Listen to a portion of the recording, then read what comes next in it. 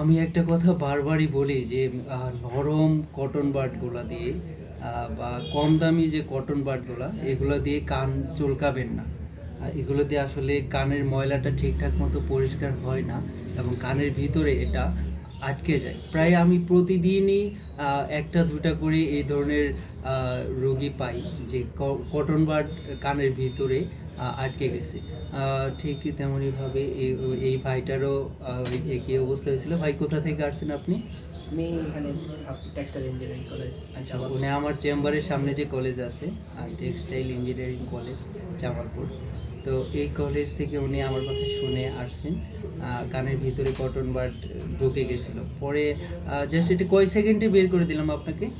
তো কয়েক second 10 second just কোনো ব্যথা পাইছেন? না না, কোনো ব্যথা যন্ত্রণা কিচ্ছু পায় নাই, জাস্ট কয়েক সেকেন্ডের মধ্যে, হয়তো সর্বোচ্চ 5 থেকে 6 সেকেন্ড লাগছে এটা বের করতে। তো ধন্যবাদ সবাইকে। কানের ভিতরে যে কোনো কিছু ঢুকুক, যেটাই ঢুকুক, আমার চেম্বারে আসবেন ইনশাল্লাহ। আমার চেম্বার ভাবকি বাজার, জামালপুর।